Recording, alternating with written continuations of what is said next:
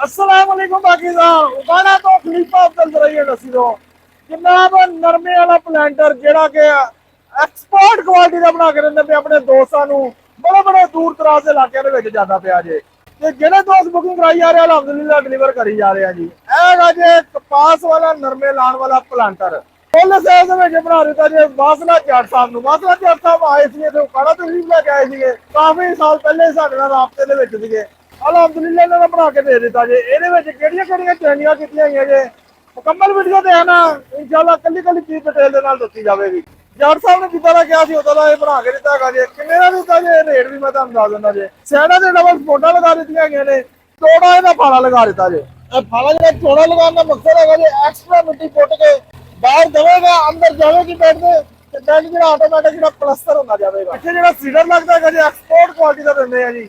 फिर यह जो प्लांटर है जी छोटी जी मैं वीडियो के नाल अटैच करदा पे इस तरीके चल के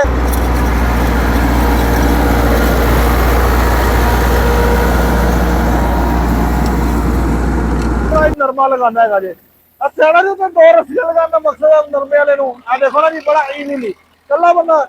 एक साइड तो मार का थले चला गया जी दूसरी साइड तो चला गया जो आप उधरली साइड से करना जी उधरली साइड को देखो उधरली साइड से नीचे चला गया तो इधर ऊपर आ गया जी असं चेंजिंग की है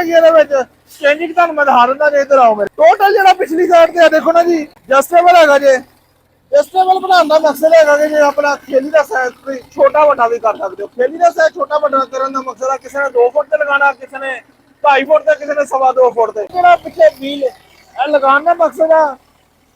व्हील लगाने का मकसद है कि खाद उसी पानी है खाद पाने वास्ते व्हील नू नीचे कर देना है भी जस्टेबल लगा दिता जे खाद नहीं पानी तो इस तरीके नाल उत्ते रहने देना है जी सारा जो टोटल एडजस्टेबल है अगर तुम खाद वाला बॉक्स ला के रखना ला के रख लो बगैर खाद वाला लेना बगैर खाद वाला मिलेगा खाद वाला लेना तो खाद वाला भी मिलेगा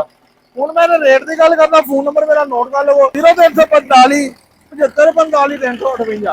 0345 75 45 358 यह फोन नंबर है जी इधर रब्ता करके हर तरह की गलबात लै सकते हो ये दोस्तों ने बुकिंग कराई है थोड़ा जहा हौसले का सबर सब नू मिलेगा हूँ जो 3 वाला है जी उत्ते खाद वाला बॉक्स ला के सारा मुकम्मल करके 6 सीट इंपोर्टेड लगा के मिलेगा 5 लाख रुपए का अगर 2 वाला लेना है जी इस क्वालिटी के खाद वाला बॉक्स लगा के वो मिलेगा 4 लाख रुपए का वीडियो अच्छी लगे लाइक जरूर करना जी। अस्सलाम वालेकुम।